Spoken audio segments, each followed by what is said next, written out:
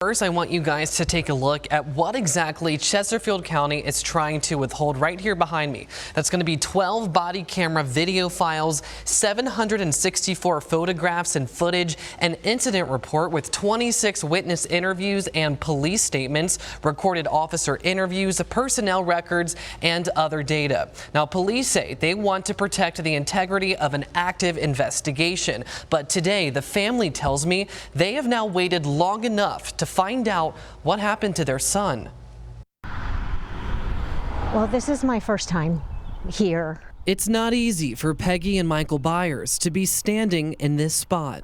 Yeah, it's really difficult. It's hard to believe that it was 256 days ago. Which is more than 8 months that have passed since their son, Charles Byers, was shot and killed by Chesterfield police. I feel like we're standing very near where it happened, if not on the exact spot. And I just keep looking at the ground, knowing that that's where he was killed. And it just breaks my heart. Yeah.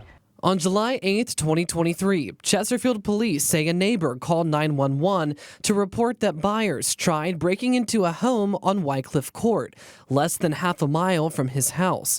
Officers responded and say that they found Byers with a hatchet. When he did not comply with orders to drop it, the family says an officer fired 6 shots into Byers.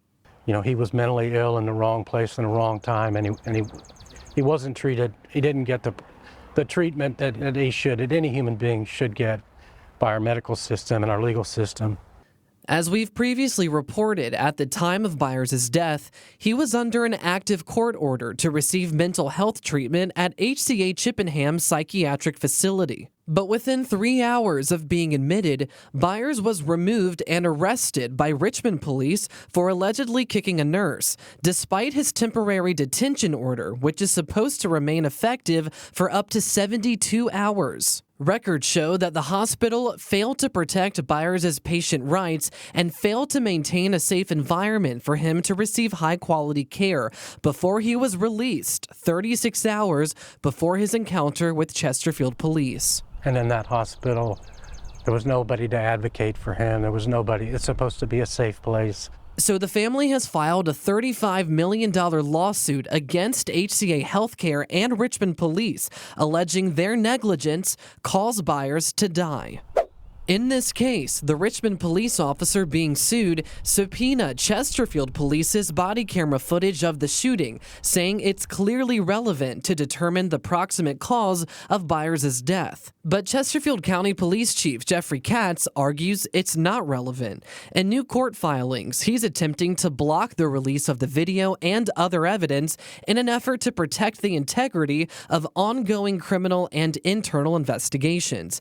Katz says his officers haven't even seen the video yet, and the Commonwealth's attorney still has not made a decision on whether to prosecute the officers involved. In response, the RPD officer says that Katz lacks legal authority to withhold materials that are factual to the case, and adds that even though the investigation of something is apparently ongoing, it's been 8 months without any reported charges.